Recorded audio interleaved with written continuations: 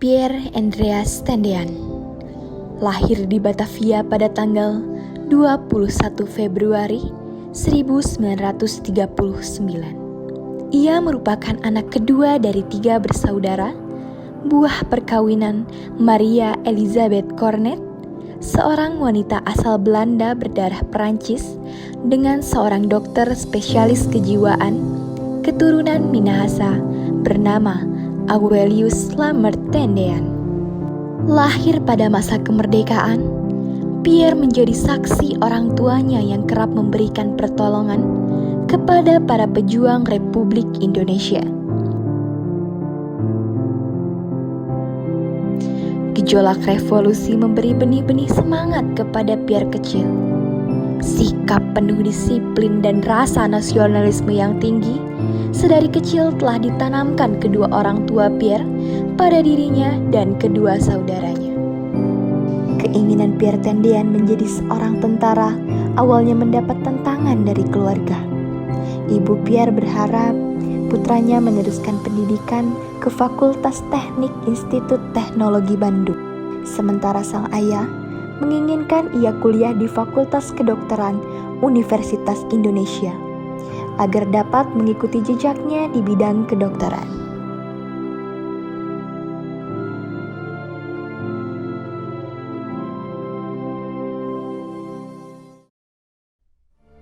Setelah lulus, Pierre akhirnya mengikuti tes masuk perguruan tinggi Fakultas Kedokteran Universitas Indonesia untuk sekedar menghibur kedua orang tuanya. Namun, ketika ia tidak lolos tes masuk perguruan tinggi, maka Pierre Tendean pun membulatkan tekad untuk mendaftar menjadi Tentara Nasional Indonesia. Pierre, kau tak usahlah menjadi seorang tentara. Kamu ini anak lanang satu-satunya Mami. Jangan buat mamimu ini khawatir. Lagi pula, keluarga kita kan tidak ada yang menjadi tentara. Tekad kuat menjadi prajurit bangsa tak terbantahkan. Pierre pun akhirnya menempuh pendidikan Akademi Teknik Angkatan Darat atau ATK, Angkatan ke-6 di Bandung pada tahun 1958.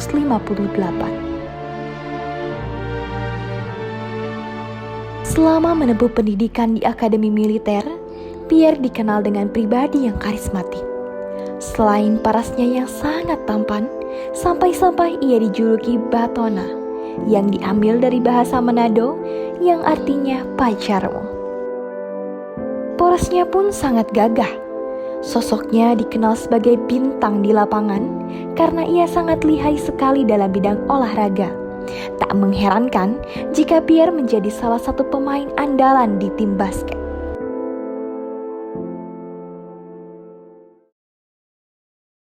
Pierre, kok kamu tega sih ninggalin ibumu menangis demi masuk akademi militer?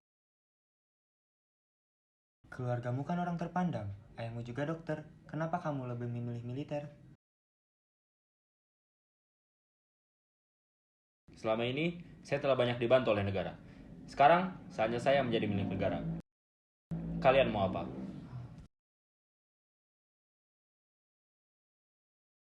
Pernyataan itulah yang membuat banyak teman-temannya kagum kepada Pierre Tendean. Karena pemuda keturunan Prancis Minahasa ini telah memilih jalan pedang, jalan yang sulit untuk dilewati dalam berbagai episode hidupnya. Pierre menunjukkan bahwa saya akan menjadi seseorang dengan cara saya sendiri. Kemudian pada tahun 1963, Pierre Tendean menunaikan tugas pertamanya menjadi Komandan Peleton Batalion Zeni II, Kodam 1 Bukit Barisan di Medan, Sumatera Utara. Dan disinilah Pierre Tendean berjumpa dengan pujaan hatinya.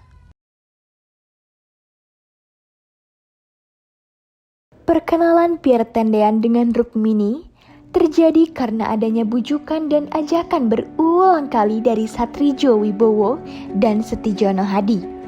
Comblangan dari rekannya itu awalnya selalu ditolak Pierre karena hanya ingin fokus berolahraga dan latihan selama berada di Yonzipur 1. Namun, Setijono dan Satridjo juga tidak menyerah begitu saja. Mereka tetap berusaha mengajak Pierre untuk berkenalan dengan Rukmini. Hingga akhirnya Pierre menurut dan mengiyakan untuk bertemu dengan Rukmini. Perkenalan antara Pierre dan Rukmini pun terjadi. Dan ternyata sosok Rukmini pada akhirnya berhasil membuat Pierre rajin bertandang ke rumah keluarga Chamim. Umur Pierre Tendean dengan Rukmini terpaut 8 tahun. Namun, hal ini tidak menghalangi cinta mereka. Rukmini juga dikenal sebagai gadis yang soleh dan rajin beribadah. Rukmini juga memiliki hobi berolahraga sama seperti Pierre. Ia sangat lihai dalam cabang olahraga renang. Pribadinya yang unik membuat Rukmini meninggalkan kesan berbeda di mata Pierre. Awal hubungan Pierre dengan Rukmini ditandai dengan hubungan jarak jauh. Sebab Pierre ditarik untuk melanjutkan pendidikan intelijen di Bogor pada pertengahan tahun 1963. Pierre merasa jenuh ketika sedang bertugas dalam operasi Dwi Korah. Saat itu, ia ditugaskan oleh Badan Intelijen Negara Indonesia menjadi mata-mata di Malaysia karena pada saat itu terjadi konfrontasi antara Indonesia dengan Malaysia akibat perebutan wilayah di perbatasan dan konflik pelanggaran batas negara yang dilakukan oleh Malaysia. Rasa rindu kepada Rukmini terkadang dirasakannya. Terpikir oleh Pierre untuk berbalas rindu melalui sepucuk surat. Tetapi ada kekhawatiran surat itu tidak pernah sampai dan bahkan berakhir di lautan. Peran sebagai intel negara membuat mereka tak bisa bebas untuk berkomunikasi. Pierre juga kerap mengambil jatah cuti ini. Namun, dia tidak selalu pulang ke Semarang. Dia justru kerap singgah ke Medan dan bertemu dengan Rukmini. Di sisi lain, karena tugas yang dipikul oleh Pierre Tendean ini terbilang di garis terdepan, membuat sang ibunda semakin khawatir. Kebetulan, ibu Pierre Tendean memiliki hubungan yang cukup akrab dengan mertua Jenderal Abdul Haris Nasution, yang pada saat itu sedang menjabat sebagai Menteri Menkohankam. Akhirnya ibu Pierre Tendean mencoba untuk mengajukan penarikan tugas anaknya kepada Jenderal Abdul Haris Nasution. Berkat kerja keras dan kemampuannya, Pierre Andreas Tendean dipandang sebagai TNI yang unggul. Hal ini terbukti dari perebutan 3 jenderal untuk menjadikan Pierre Andreas Tendean sebagai ajudan. Mereka adalah Jenderal Abdul Haris Nasution, Jenderal Hartawan, dan Jenderal Kadarsan. Dan pada tanggal 15 April 1965, Pierre Tendean resmi mengabdi menjadi ajudan Jenderal Abdul Haris Nasution. Selama bertugas menjadi ajudan, Pierre terbilang memiliki hubungan keluarga yang begitu dekat. Hal ini terbukti dengan kedekatan Pierre bersama kedua putri dan istri dari Abdul Haris Nasution. Hampir setiap hari, Pierre selalu membantu menghidangkan masakan di dapur.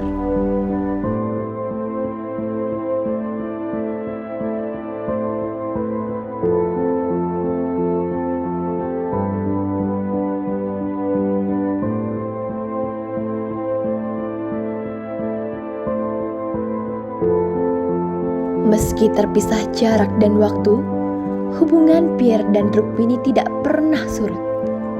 Ketika Pierre berada di Jakarta, hubungan mereka tetap terjaga hangat walau hanya melalui surat menyurat. Kisah cinta Pierre dan Rukmini pada awalnya memiliki hambatan restu dari ayah dan ibu Tendean. Masalah perbedaan keyakinan yang menjadi kendala utamanya. Rukmini bersikukuh tidak dapat melanjutkan hubungan dengan seorang pria yang bukan muslim. Pierre pun memutuskan untuk menuruti syarat dari Rukmini. Karena dia sangat mencintai gadis sederhana tersebut dan tidak ingin berpisah dengannya. Pierre merasa perbedaan pendapat antara dirinya dan kedua orang tuanya ini dapat diterima oleh keluarga setelah melihat hubungan adiknya, Ros Widiati, dengan seorang pria Bugis beragama Islam yang mendapat lampu hijau dari ayah Tendean. Hal itu membuat Pierre berusaha keras untuk meyakinkan kedua orang tuanya bahwa Mimin memang cocok baginya. Dan di antara dirinya dengan Mimin telah ada ikatan perjanjian. Akhirnya, setelah mengenal lebih banyak tentang Mimin yang telah menjadi pilihan anaknya itu, seluruh keluarga Dr. Tendean dapat menyetujuinya. Pada tanggal 31 Juli 1965, sebagai ajudan, Pierre mengikuti perjalanan tugas Jenderal Nasution ke Medan yang diikuti oleh Ibu Nasution. Kesempatan ini dipergunakannya untuk menemui Mimin dan orang tuanya. Dalam pertemuan tersebut, diputuskan bahwa pernikahan antara Pierre Tendean dengan Rukmini direncanakan akan berlangsung pada bulan November 1965. Sekembalinya dari Medan, Pierre membicarakan rencana pernikahannya dengan Ibu Nasution. Dengan rasa keibuan, Ibu Nasution menasehatinya, "Jangan terlalu memuja calon istrimu. Jangan sesekali mempunyai anggapan bahwa cintamu terhadap calon istrimu tak dapat dipisahkan oleh siapapun. Kuharap hal ini tidak akan terjadi padamu, Pierre. Oleh karena itu, wajarlah saja dalam bercinta. Janganlah terlalu mengagung-agungkan kekasihmu itu, Mimin." Nasihat Johanna Sunarti itu disampaikan kepada Pierre, seakan-akan menjadi firasat akan kepergian Pierre Tendean. Keesokan harinya, pada tanggal 30 September 1965, Pierre Tendean menemui Jenderal Abdul Haris Nasution untuk mengajukan cuti ke Semarang, karena ia ingin menemui ibunya yang akan berulang tahun. Namun, permintaan Pierre Tendean ditolak. Jenderal Abdul Haris Nasution meminta Pierre Tendean untuk mendampinginya.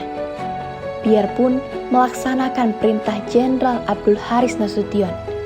Ia bertahan untuk menunjukkan loyalitas dan dedikasinya terhadap Jenderal Abdul Haris Nasution. Ia pun bergegas menulis surat untuk ibunya. Pierre memberi kabar bahwa anaknya tidak bisa pulang. Dia berjanji kepada ibunya bahwa ia akan pergi menemui ibunya tanggal 1 Oktober 1965. Namun, dalam malam kelabu 30 September 1965 berubah menjadi kabar duka. Dini hari, tanggal 1 Oktober 1965, rumah sang jenderal yang berlokasi di Jalan Teguh Umar nomor 40, Menteng, Jakarta Pusat, dikepung oleh pasukan Cakrabirawa.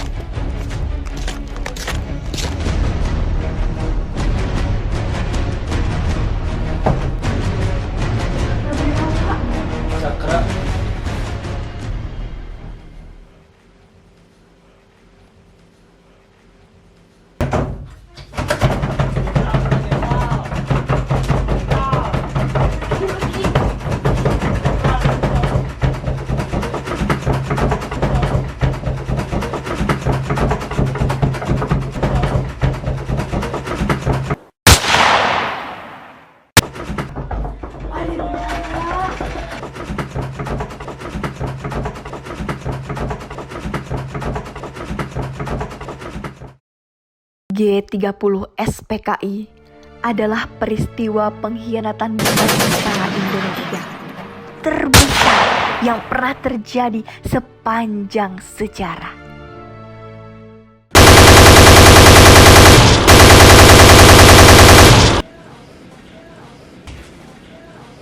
Papa, Ade salah apa? Kenapa Ade ditembak? Seluruh masyarakat mengenang sebagai peristiwa berdarah. Peristiwa ini melibatkan anggota Partai Komunis Indonesia, pasukan Cakrabirawa. Namun naas, ternyata pada tanggal 31 Juli 1965 adalah pertemuan terakhir Pierre Tendean dan Rukmini. Karena Pierre Andreas Tendean gugur akibat kekejaman gerakan G30 SPKI yang membunuh para jenderal dan perwira tinggi Tentara Nasional Indonesia.